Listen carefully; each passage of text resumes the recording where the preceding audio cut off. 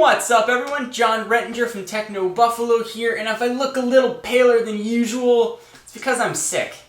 Like, not in the head sick, well, probably a little bit of that, but also like, sick. But while I'm sick, I spend my time reading tech news because, nerd alert, it's what I like to do. It's what I've always sort of done. And there's been some humongous news this weekend that really caught, I think, most analysts, most journalists, most bloggers, most customers completely off guard. AT&T's acquisition of T-Moile was completely surprising. So I wanted to run down the facts. I've been getting a lot of questions about what this is going to mean for the consumer, and I wanted to sort of share my opinions and thoughts about what it means for you. If you're a T-Moile customer, you're an AT&T customer, or you just follow the cellular industry, there's a lot to absorb here. So first, the facts. It is a $39 billion acquisition. That is a lot of zeros. If you think about $39 billion, that's not a small chunk of change. Now, if you look at it on the grand scheme of money in the world, it's a pittance. But $39 billion is $39 billion. Holy smokes. And it's going to serve probably close to 130 million customers now, this combined powerhouse of AT&T and T-Moile. So how does this deal break down?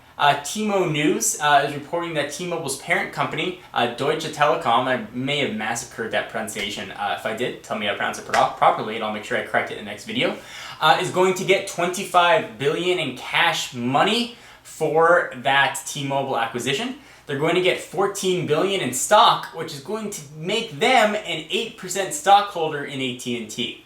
So, just because this purchase or intent to purchase was announced, first does not mean it's going to go through.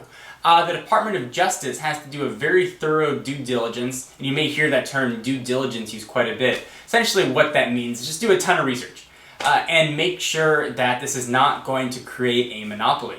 When you start thinking of communications and telephone monopolies, AT&T tends to sort of always be involved with them. So the reasons this might create a monopoly, we'll talk about the reasons maybe it won't, and then I'll talk again about maybe why I think it's going to happen or not happen. So there are right now two generally prevailing cellular technologies in the US. There is one which runs on a CDMA network, which just doesn't use a SIM card, and 4G aside, that is how Verizon and Sprint do their networks. It's CDMA, no SIM card. You have to dial in a number on the back, and that sort of activates your phone. It's an oversimplified explanation. And there's another standard called GSM, which is SIM cards, and that's what AT&T and T-Moile use. So there are different bands sort of in that GSM range. You may have heard Edge mentioned. It's commonly now called a 2G network. AT&T and T-Moile essentially share most of the same bands for Edge, with a few exceptions in some regions. But primarily, if you've heard maybe a quad-band Edge phone, you wouldn't have any problems using it on AT&T or T-Moile. And the majority of phones now, certainly there are some exceptions, generally are at least quad-band Edge. So now let's talk about 3G, 1G more.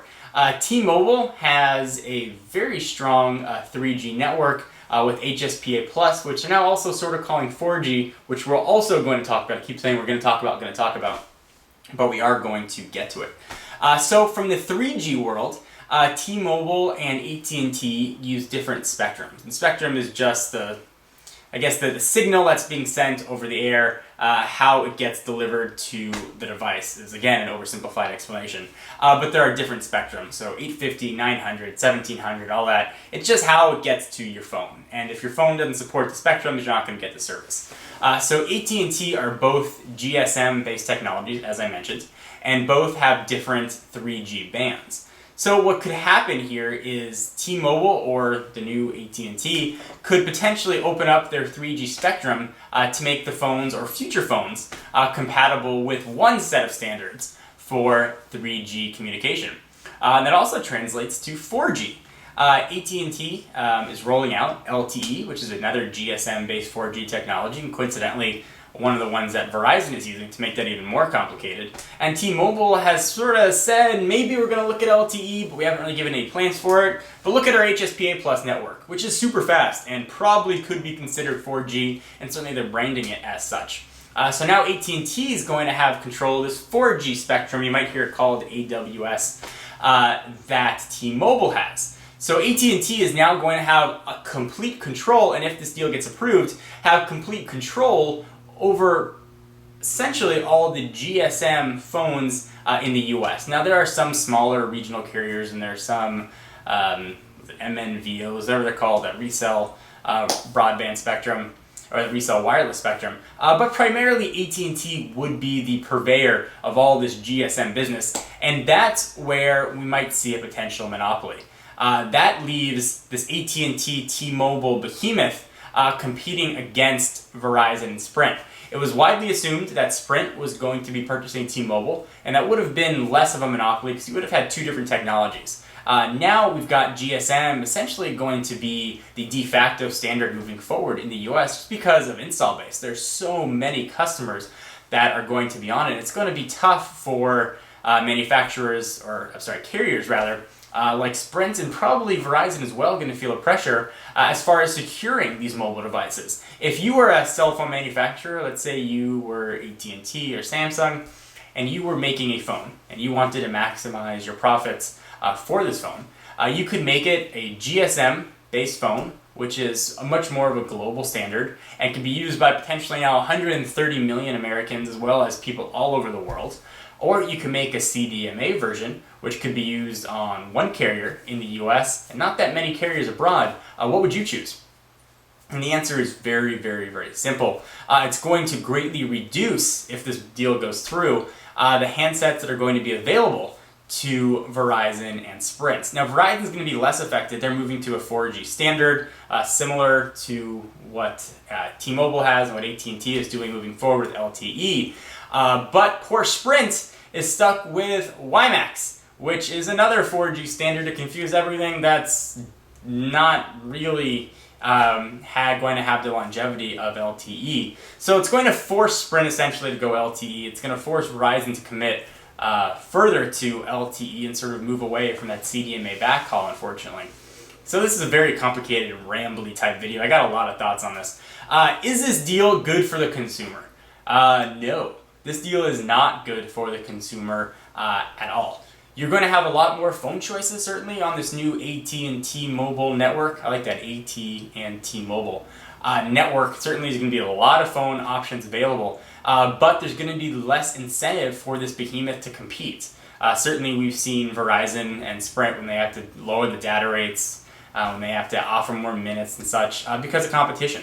There's going to be much, much, much less competition. However, is this a monopoly? It is certainly not a monopoly. And while it might not be best for the consumer in the long run, AT&T and T-Mobile definitely have a right to this merger, and I do think the Department of Justice is going to approve this, although probably it's going to take about 12 to 18 months. So does this mean that T-Mobile is suddenly going to get the iPhone? No, it's not just going to show up on T-Mobile, at least until this merger is going to be done. It's not going to affect any current contracts that you're in with T-Mobile. Where it might affect you is if your contract is going to be up in a year or a year and a half. Once this deal is consummated, then you're probably going to be looking at new data plans, perhaps a new logo on your phone, and such. But at least if you're a current customer, it's not going to affect anything. T-Mobile has said, at least many times since it was announced, that all contracts are going to be honored.